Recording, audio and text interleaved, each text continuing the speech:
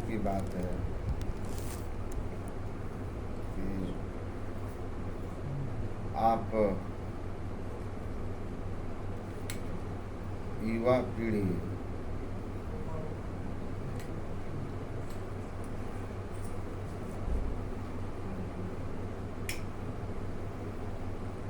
अध्यात्म में, धर्म में रुचि लेते।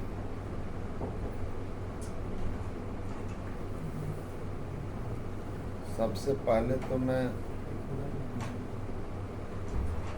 प्रार्थना करता हूँ गुरु महाराज से कि हमारे प्रियव्रत जी और उनके साथी ये जो स्टार्टअप शुरू किया है comeals.in, इसको उत्तरोत्तर गुरु महाराज ऊंचाई प्रदान करें और आप लोग आगे चल कर के दूसरों के लिए एग्जाम्पल बने, उदाहरण बने।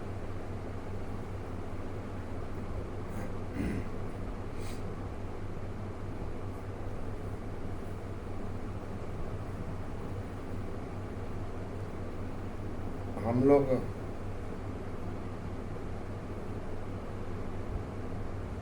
कोई भी कार्य करते हैं उसके पीछे एक उद्देश्य रहता है। एक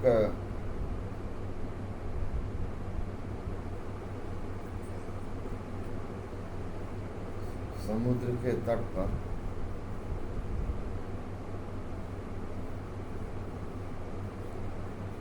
महात्मा खड़े थे, अब बहुत सारे लोग थे।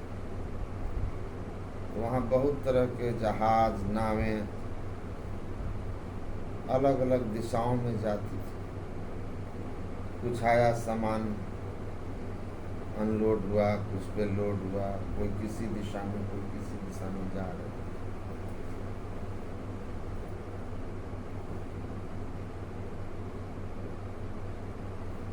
एक आदमी कहता है, अच्छा ये बताइए तो ये नाव कौन सी दिशा में जा रही है? अब समय रात का, दिशा नए आदमी के लिए परेशानी होती है। शायद इधर पूरब, ये पूरब दिशा में जा रहे। कहा वो कहा ये पूरब है तो ये दक्षिण होना चाहिए, ये पश्चिम होना चाहिए। दूसरा बोला नहीं नहीं, इधर पूरब है, ये पूरब जा रही है, ये पश्चिम जा रही है और वो दक्षिण जा रही है। अब वो आपस में शहर में नए आए हुए लोग दिशाओं पर चर्चा कर रहे हैं कि ये नहीं, ये पूरब तो ये पश्चिम दिशा में। महात्मा जी वहीं चुपचाप सुन रहे थे। फिर उन नवयुवकों को बुलाया और कहा कि बेटा सारी की सारी नावें और जहाजें एक ही दिशा में जा रही हैं।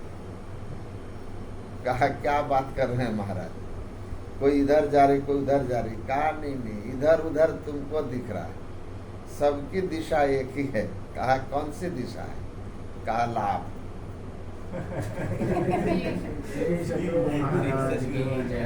लाभ की दिशा में जा रही है, तो सब लाभ की दिशा में जा रहे हैं।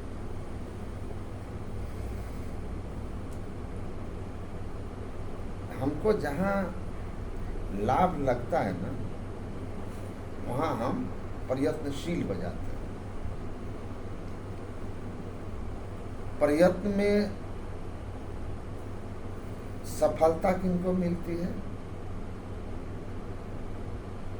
किसी भी काम में सफलता किसको मिलती है जान लीजिए। पहली शर्त है, आप जिस भी क्षेत्र में हैं उसका नॉलेज आपको देता है। नॉलेज, ज्ञान, ये सफलता की पहली शर्त है।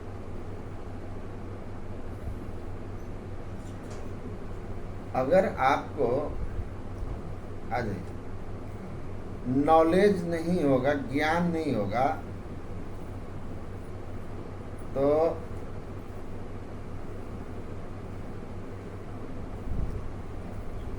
दूसरी या तीसरी जो शर्त है,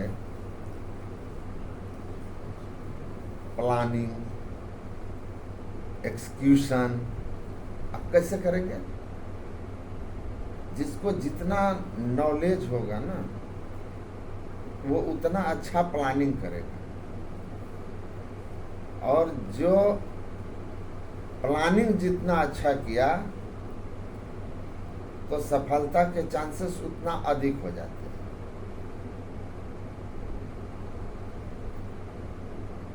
अगर नॉलेज नहीं है तो आपकी योजना सही नहीं होगी।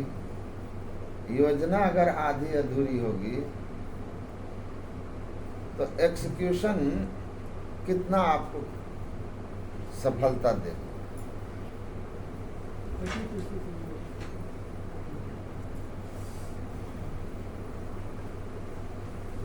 तो सफलता का पहला सूत्र है नॉलेज, ज्ञान, किसी भी क्षेत्र में।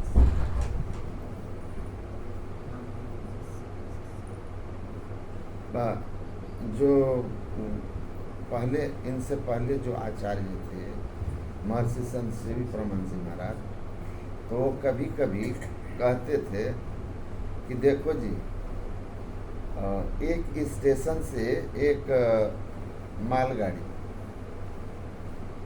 एक पैसेंजर गाड़ी, एक एक्सप्रेस और एक सुपरफास्ट।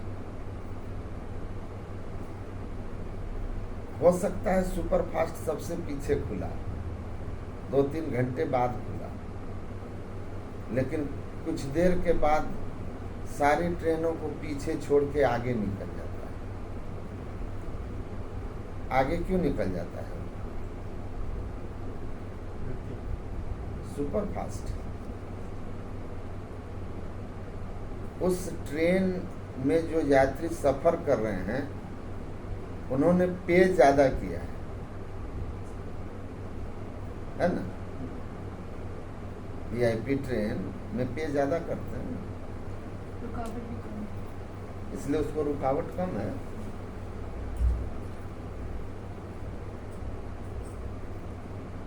जीवन के किसी भी फील्ड में कोई पीछे से आता है और आगे चला जाता है, शीर्ष पे चला जाता है। उसमें आगे जाने के लिए उसका पे बहुत किया हुआ होता है, पे ज्यादा करता है। हम लोग किसी आदमी को जब वो सफल हो जाता है तो हम उसको देखते हैं, उसका संघर्ष हम नहीं देखते, पीछे का संघर्ष हम नहीं देखते, पीछे का उसने पे कितना किया है, स्ट्रगल, वह मूल चीज होता है आगे बढ़ाना। तो मैं क्या कहा कि दिशा, जब पांडवों को वारणावत में मारने के लिए लाक्षागृह बनाया गया और उनको प्रेरित करके भेजा, तो सबसे पहली बात क्या कहा था विदुर जी ने उनको संकेत में, कि जहां भी रहो, जहां भी रहना, तो मनुष्य को चाहिए कि वहां जहां भी रहे, रहने का स्थान का ज्ञान करे, दिशा का ज्ञान करे। ज्ञान कहा ना, रहने का स्थान और दिशा का ज्ञान दोनों होना चाहिए उसको। तीसरी बात कहा था कि जंगल में आग लगती है तो सभी जीव जल जाते हैं, लेकिन चूहा नहीं जलता है।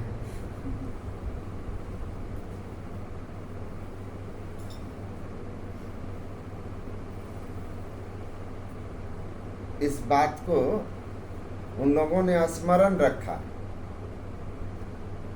समझा और उसके अनुसार कार्य किया तो उनकी जान बच गई, मतलब सफल हो गए। तो हम जिस क्षेत्र में रहें, पहली बात है कि आपको अपना समय देना होगा, पे करना, समय देना होगा किसमें? उस फील्ड का नॉलेज गेन कर, अधिक से अधिक नॉलेज होना चाहिए।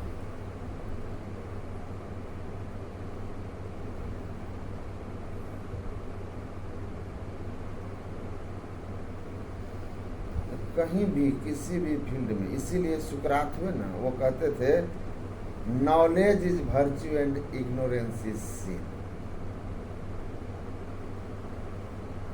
ज्ञान से बड़ा पुण्य कुछ है ही नहीं।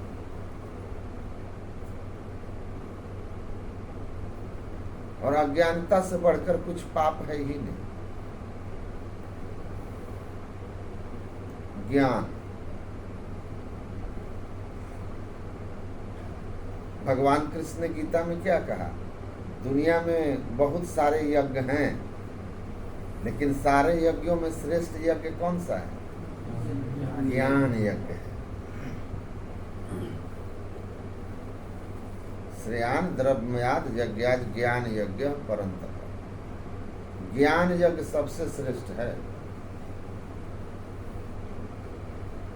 तो आपको ज्ञान होना चाहिए।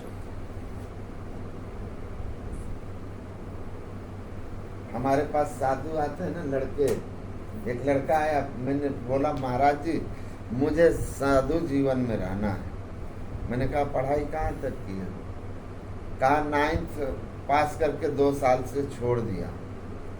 मैंने कहा एक तो अभी तुम्हारी उम्र कम है, दूसरी बात कि तुम साधु क्यों बनना चाहते हो? सवाल है ना, क्यों बनना चाहते हो? तो साधु जीवन अच्छा लगता है। मैंने कहा कि तुम ये कैसे तय किया कि साधु जीवन अच्छा होता है? क्राइटेरिया आपका? तो आप लोगों को देखकर कुछ दिन से आप लोगों को देख रहे हैं। मैंने कहा आप लोगों में हम कितने लोग हैं जिनको देख करके तुम तय कर रहे हो?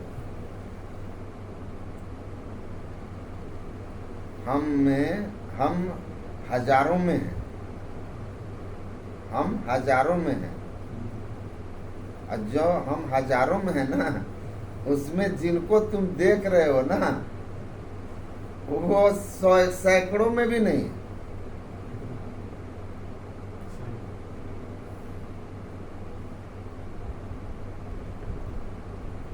फिर मैं समझाता हूं कि देखो बाबू, सबसे पहली बात है ज्ञान, शिक्षा। शिक्षा ज्ञान पहले अच्छा से पढ़ो। पढ़ लिख लोगे ना, तब दुनिया में जहां रहोगे सफलता की उम्मीदें ज्यादा होगी, चांसेस ज्यादा होगी।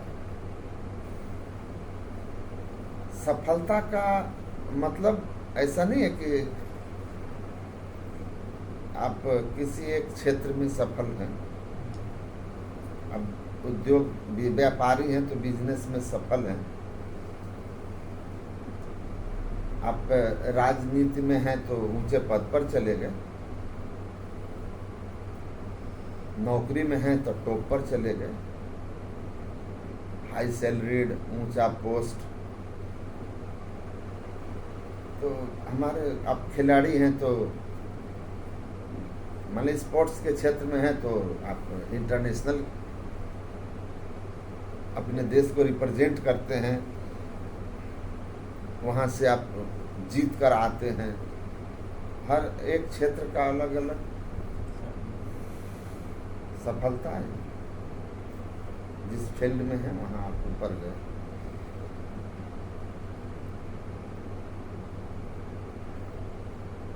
तो हम जहाँ हैं उस क्षेत्र में सफल होने के लिए पहली बात है उस क्षेत्र का ज़्यादा से ज़्यादा नॉलेज होना चाहिए, अधिक से अधिक।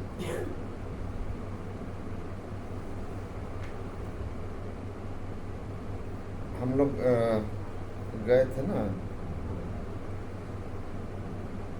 विशाखापत्तनम मुंबई सत्संग में, तो मैंने पूछा कि जो कंपनी के जो डायरेक्टर्स वगैरह के पोस्ट पर होते हैं,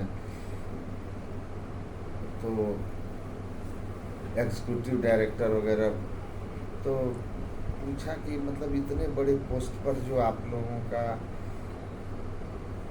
सिलेक्शन वगैरह होता है ना, तो इंटरव्यू तो होता होगा ना उनका, तभी तो कोई रखता है। उनको तो बहुत नॉलेज है। तो क्या पूछा जाता है? 30 साल नौकरी हो गई, 25 साल नौकरी हो गई, उन लोगों से क्या सवाल पूछे जाते हैं? सामान्य सवाल तो होगा नहीं जो स्टार्टिंग एज वाले से किया जाता है, मैनेजरियल पोस्ट के लिए किया जाता है, एग्जीक्यूटिव पोस्ट के लिए किया जाता है। वो तो पॉलिसी मेकर पोस्ट है, पॉलिसी मेकिंग है ना वहाँ पर। तो उन्होंने क्या कहा? उन्होंने कहा कि हम लोगों से पूछा जाता है कि कोई पर्टिकुलर सिचुएशन आ जाता है जिसमें कंपनी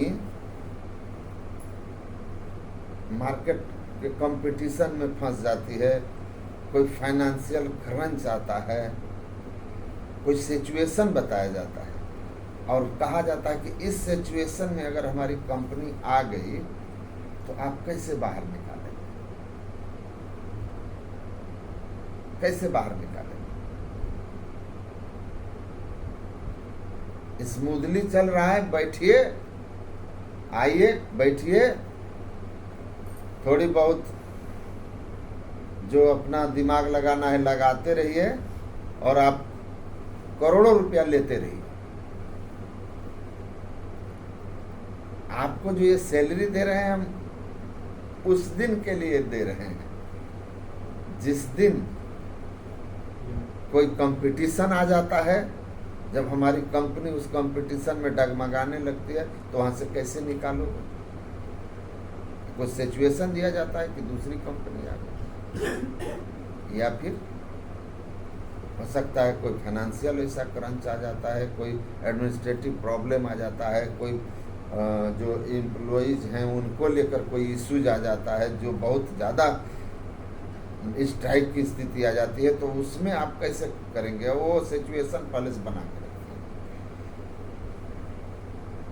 और जो जितना ढंग से आप समझा दिए तो फिर सेलेक्ट हो गया। तो वो जो 30 साल का जो नॉलेज है ना, वो उस स्थिति में काम आता है कि आप नाविक कितना अच्छा है ये तब पता चलेगा जब नाव भंवर में फंसेगी। Experience, knowledge. तो नॉलेज किसी भी क्षेत्र में सफलता के लिए सबसे जरूरी है। अब नॉलेज आपको आएगा कहाँ से? और सुकरात कहते हैं पुण्य तो नॉलेज ही है भाई।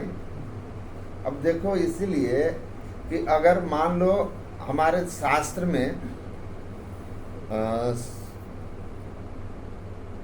मतलब अनिवार्य और वार्य दो हिंसाएं बताई गई हैं। एक मैंडेटरी है,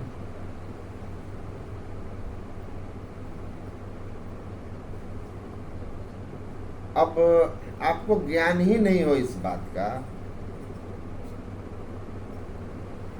कि ये अनिवार्य और वार्य हिंसा क्या होता है, तो फिर आप तो गलत करेंगे ना। शास्त्र कहता है देश की रक्षा के लिए, देश की रक्षा के लिए खेती करने में, भोजन बनाने में, आत्मरक्षा में, कोई अपराधी है आपके घर में आके डाका डालता है, माता बहनों को छेड़ता है, तो उनको मारना हिंसा नहीं, दंड का। लेकिन इसका विकल्प ही नहीं है।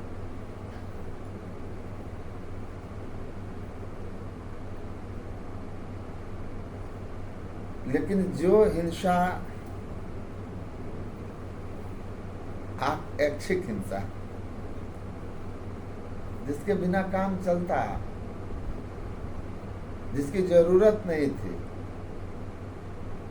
आपने की। अब आप मनुष्य हैं, खाने के लिए बहुत सारी चीजें उपलब्ध हैं, लेकिन आप मुर्गा को मारते हैं। मारते हैं ना। आप लोग जैसे है ना, मैं सिंगापुर में वहाँ आर्य समाज मंदिर में प्रवचन कर रहा था, तो मैंने कहा जीवन में सब सुखी होना चाहते हैं, सुखी होना चाहते हैं, आनंद चाहते हैं। कल भी मैं बोल रहा था ना कि नास्तिक भी सुख चाहता है, यावत जीवित सुखम जीवित ऋणम कृत्वा गौतम पिबेत भस्मीभूत शरीरस्य पुनरागमन कुतो भवेत्। चरवाक नास्तिक हैं, वो ईश्वर को नहीं मानता है, न आत्म, वो सीधा कहता है न स्वर्ग हो, न अपवर्ग हो, न आत्मा पारलौकिक है, न स्वर्ग है, न नरक है, न कोई आत्मा है, न कोई परमात्मा है, जो है शरीर है। इसलिए तुम पाप पुण्य के बारे में चिंता छोड़ो, पर जब तक जियो सुख से जियो। सुख नास्तिक को भी चाहिए और आस्तिक को तो चाहिए। तो सुख सब चाहते हैं, सब सुखी होते नहीं, सब सुखी होते नहीं। सुखी कौन? सुख कहाँ है?